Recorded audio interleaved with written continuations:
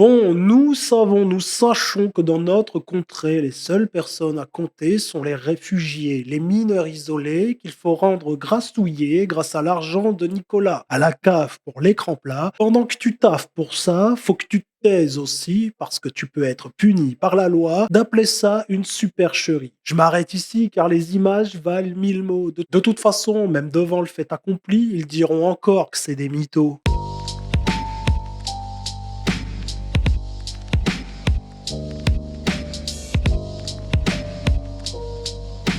Alors, Aurélien Lejeune, strongman français. Bon, de toute façon, le jeune, c'est soit belge, soit français, hein, a piégé la CAF et a prouvé que la priorité de cette infrastructure d'État collaborationniste était l'accompagnement des réfugiés slash migrants. Avec une démarche toute simple, hein, tu vas voir, c'est hyper ludique. Allez, on y va. Aurélien est un très gros bébé. Hein. Bon, un petit truc qui m'interpelle quand même. Alors, je dois faire des démarches sur la CAF. J'ai droit à que dalle, mais on a le droit au truc quand même quand on a 2 enfants de base que tout le monde a.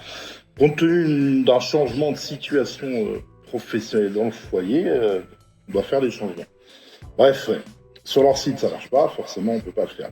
Quand on appelle, on nous annonce 1 heure d'attente et au bout d'1 heure, ça raccroche en disant il n'y a pas de conseiller dispo. Je dis, oh, c'est pas grave, je prends. Ouais, t'es très calme, hein, parce que moi, ça m'est déjà arrivé. Bon, déjà que les sites internet d'État ne fonctionnent pas, ça me rend dingue. Ce n'est pas normal qu'on ait des sites aussi merdiques. Hein, avec tout l'argent qu'on déverse de nos salaires, des taxes diverses et variées, ce n'est pas normal. Quand t'appelles un truc comme ça, que t'es comme un con pendant 30 minutes, c'est comme si t'avais que ça à foutre de ta journée, et qu'au bout de 30 minutes, on te dit patientez, on va prendre votre appel, et on te dit désolé, tous nos conseillers sont en ligne, veuillez réitérer votre appel, et que ça raccroche. Non mais attends, t'as envie d'éclater ton téléphone, hein, je te le dis direct. Hein. Franchement, c'est insupportable ce genre de truc en France. Prends rendez-vous. Il y a des bureaux à côté de chez moi, dans la plupart des villes, il y en a un bon paquet. Donc, c'est là où c'est drôle, je vais sur le site de la CAF, je prends rendez-vous et je vais vous faire voir.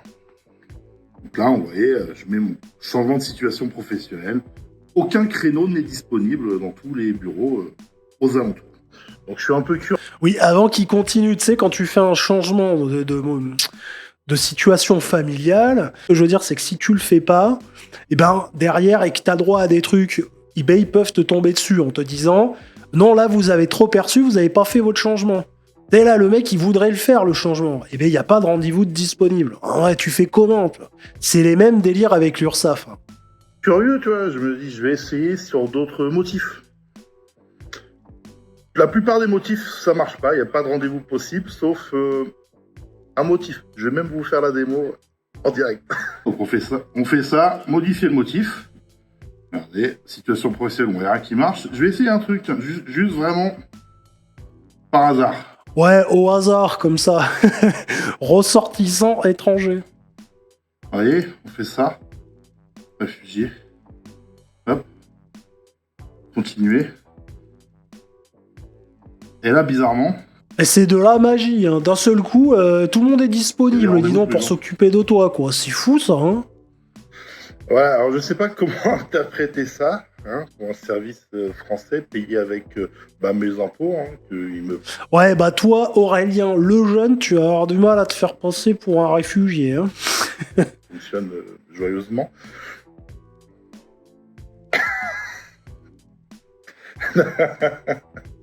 Bref, vive la France.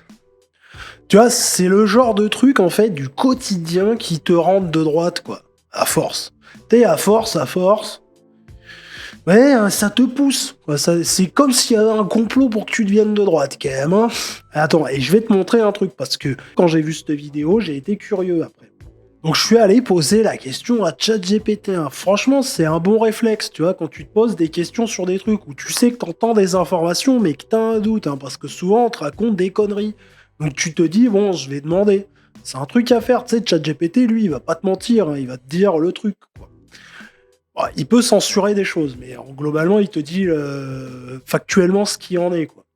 Donc, si tu obtiens le statut de réfugié en France, voilà tes droits. Donc, APL, Voilà.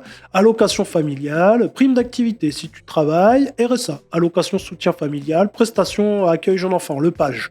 Hein, et probablement aussi l'allocation de rentrée scolaire. Donc tu as le droit à tout comme si tu avais les papiers en fait. C'est génial, c'est magnifique.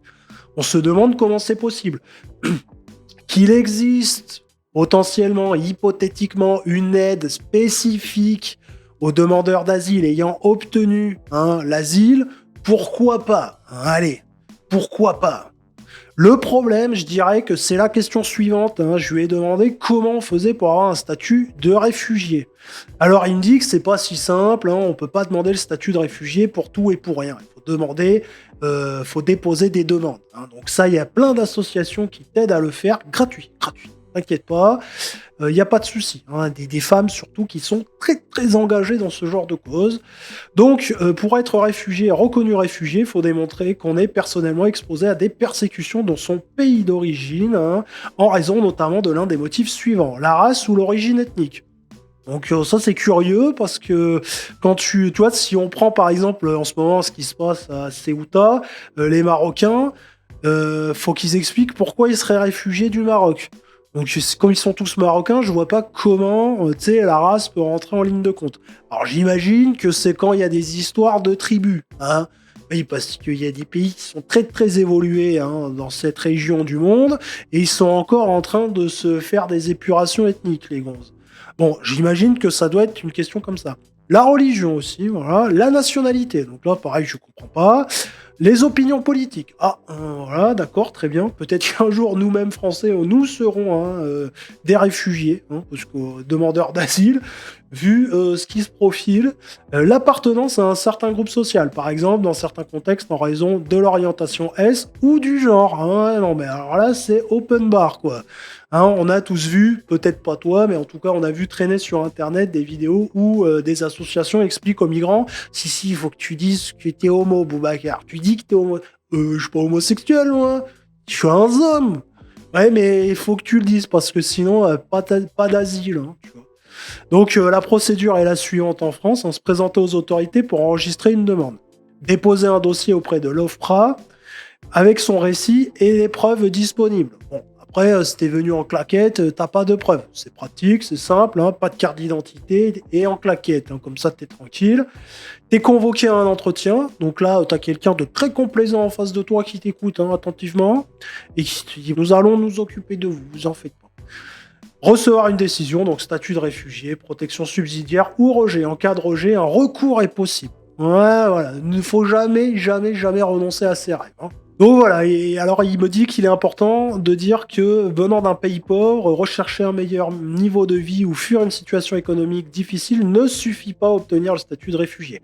Il faut que t'empiles d'autres trucs, c'est-à-dire que ça peut rentrer, mais il faut que tu dises, je sais pas, t'es homosexuel ou je suis de religion musulmane, on me persécute. Et là on va dire, vous inquiétez pas, ici on les a dans. Voilà, vous pouvez venir. Bon voilà, donc c'est très simple selon moi d'obtenir un statut donc, de réfugié et après d'avoir des droits CAF. Ce pays est vraiment magnifique. En tout cas, j'espère que ça t'aura aidé. Si toi-même, tu as des choses à demander à la CAF, n'hésite pas à leur dire que tu es demandeur d'asile ou que tu es réfugié. Ça ira beaucoup plus vite.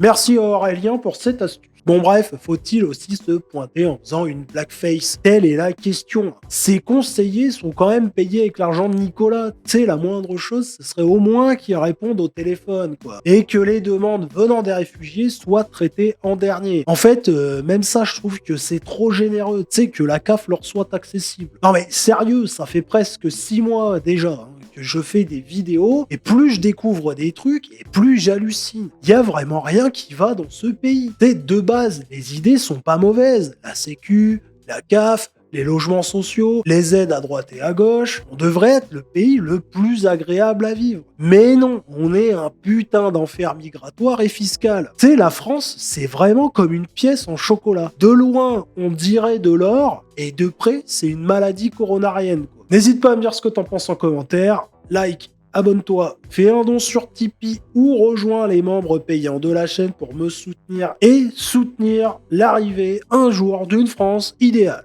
Et je te dis à demain, 9h45 pour une nouvelle vidéo. Des fois tu marches dans la rue, Momo débarque, te taxe une clope. Je l'envoie se faire foutre poliment. Il insiste, il me dit t'es mon pote. Je dis non, mes potes sont pas comme toi.